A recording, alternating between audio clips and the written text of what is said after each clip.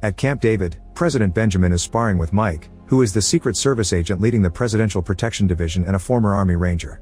The president's wife Margaret and his son Connor are there as well because the family is getting ready for a charity event.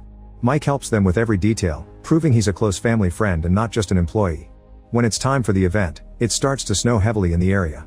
Mike organizes his bodyguard team to protect the president during the trip and the family gets split. Benjamin and Margaret are in a limousine while Connor and Mike follow them in an SUV. Suddenly a branch falls on the first bodyguard vehicle, making it to slip on the ice and block the road. This causes a chain of accidents with the cars behind it. One of the Secret Service SUVs falls off the bridge and the limousine gets stuck on the edge. Margaret hits her head and falls unconscious. Thankfully the rest of the cars stop just in time. Mike and the other bodyguards run to way down the back of the limo, giving Mike the chance to open the door. Benjamin tells him that Margaret's seatbelt is stuck and the bodyguards try to open the other door too, but it's jammed. The president doesn't want to leave without his wife, however the car is about to fall so Mike cuts Benjamin's seatbelt with a knife and drags him out. The limousine then falls off the bridge, killing Margaret and the driver. 18 months later, Mike is still haunted by his guilt. He doesn't socialize much and it frustrates his wife. Mike is currently part of the Treasury Department because he's been removed from the presidential security team. The director of the Secret Service Lynn tells him that Benjamin doesn't blame Mike for his choice. He removed him from the team because seeing him reminded him of his wife's death. Meanwhile Benjamin is called to an important meeting. All his advisors are worried about the tension between North and South Korea and Benjamin wants to avoid a war, so he agrees to meet with South Korean Prime Minister Lee. Extra security cars gather around the White House for the minister's arrival and Lee brings his own men as well, including former U.S. Secret Agent Dave. At the same time a large gunship is found near North Virginia and two fighter jets surround it to ask it to land. The gunship responds by shooting at both jets, causing them to crash on civilian houses. Then the gunship starts making its way to Washington, D.C. and soon the alarm is raised in the White House. Benjamin and Lee are taken to the bunker while visitors and staff are escorted out of the building. All guards get armed and run to their positions as turrets appear on the roof.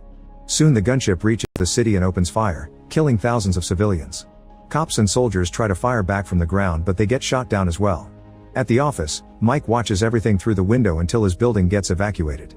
When the turrets open fire, the gunship uses a special defense mechanism that blocks every attack.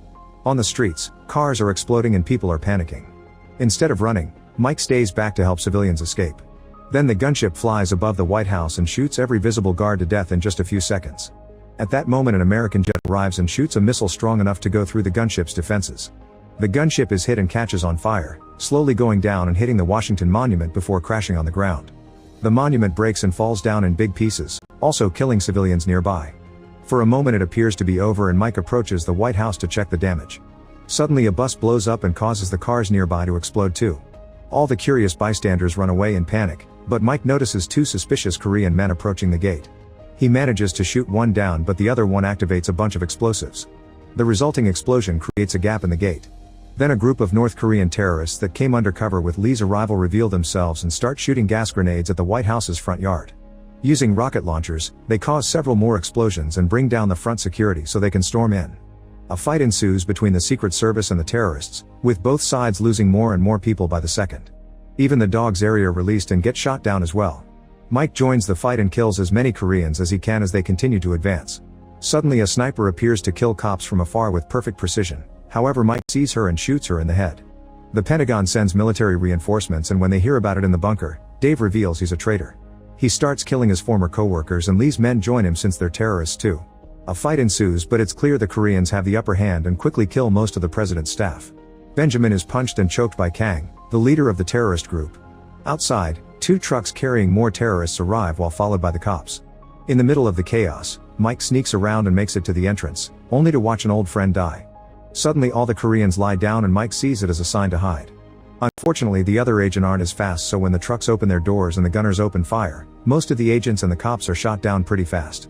The few survivors go back inside and close the doors, but the Koreans blow it up with another missile. Mike runs inside as well and has to watch how two fellow agents are killed right in front of him. With no time for grief, Mike rushes to hide before the Koreans come inside to take over the building. They even bring another truck with plenty of weapons for the job. In the bunker, a Korean hacker takes over the computers and initiates the external lockdown. Gunfights happen in multiple corridors as the terrorists check every room and every corner to kill all the guards until there are none left. At the Pentagon, they lose contact with Secret Service and realize that the White House has been taken. Moments later the military is surrounding the building but they can't find a way in because of the lockdown. Reporters appear in the area too, spreading the news and worrying the whole country.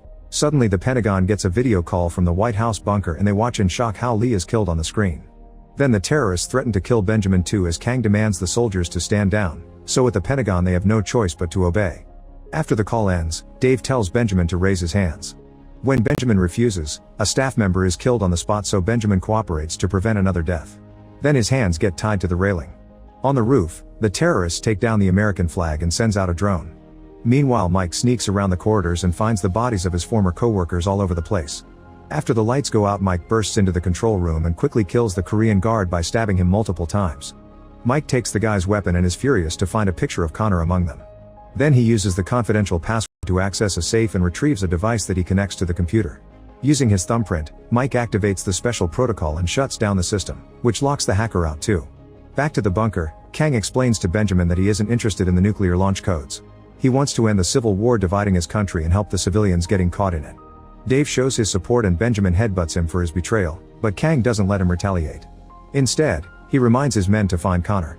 Minutes later, Mike makes it to the Oval Office and uses his password to open another safe to find an emergency phone. He immediately calls the Pentagon, where the Speaker of the House Allen has assumed the role of acting president. The army men don't want to trust Mike since he was fired from the Secret Service, but Lynn comes to his defense and Allen reminds everyone Mike is their only hope now. While taking more guns from hidden spots in the furniture, Mike shares all the things he saw in the corridors, like guards and explosives on the doors. He also tells them about the lockdown and says nobody will be able to come inside, so the Pentagon should use him to solve the situation. At that moment, a terrorist enters the room and Mike immediately jumps on him to disarm him. Then the men start fighting hand to hand, and after exchanging a bunch of punches, Mike kills the guy using a Lincoln statue. At the same time, Kang calls the Pentagon again to ask the US government to recall the 7th Fleet from the Sea of Japan, to withdraw the American troops from the demilitarized zone, and to send him a chopper.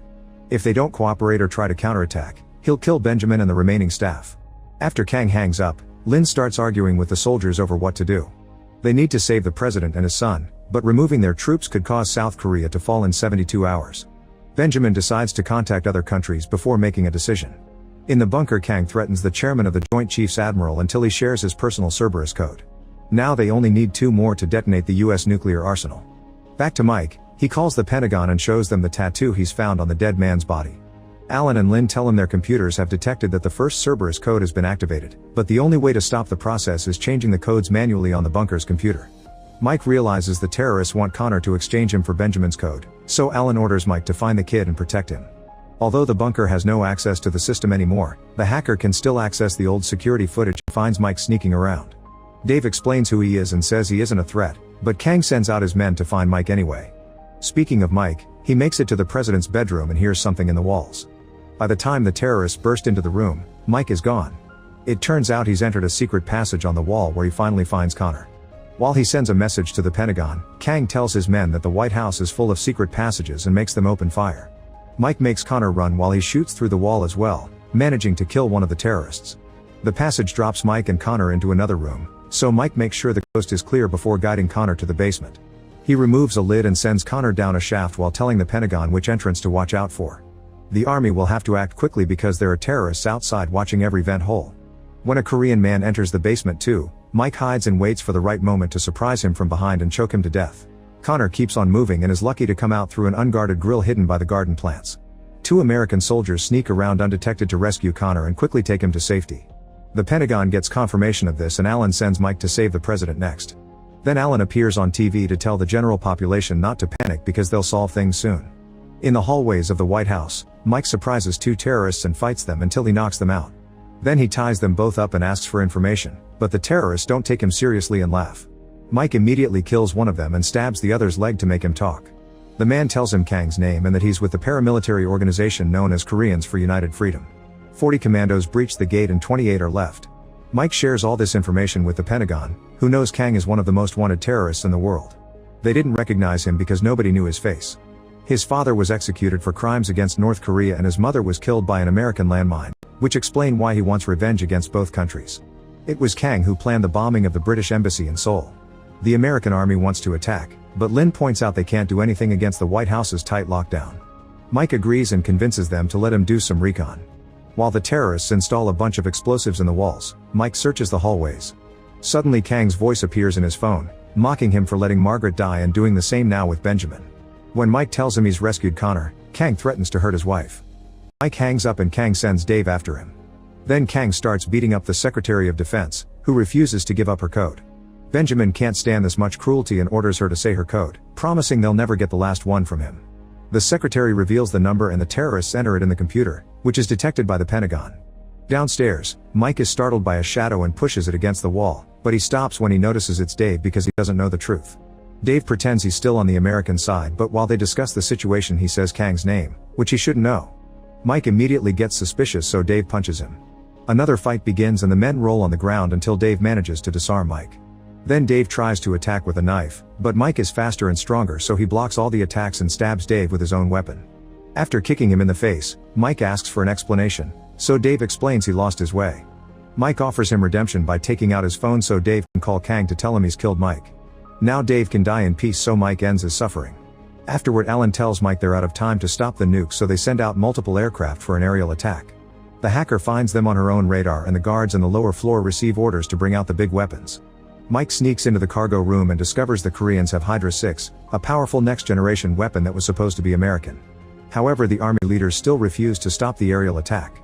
A few terrorists then enter the cargo room, so Mike starts shooting them down while keeping an eye on Hydra 6. Unfortunately, he isn't fast enough and the weapon goes out anyway. Hydra 6 shoots at a helicopter to make it crash. The other aircraft begin evasive maneuvers and shoot at the White House roof to try to kill the guards there. The American choppers aren't quick enough and several soldiers are shot off their aircraft. Inside, Mike finally manages to kill the last guard and runs upstairs after stealing a rocket.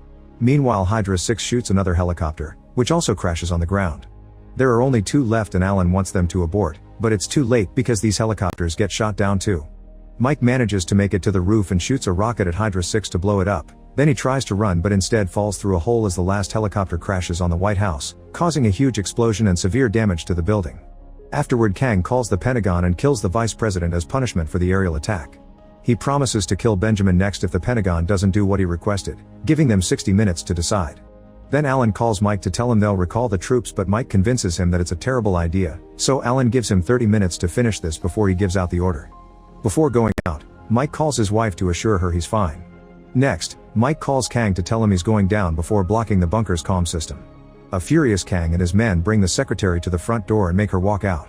Kang gets ready to kill her in front of the cameras, but at that moment a hidden Mike shoots one of the terrorists and distracts the group. While all the men are trying to fire back at him, the secretary runs ahead and is rescued by the army.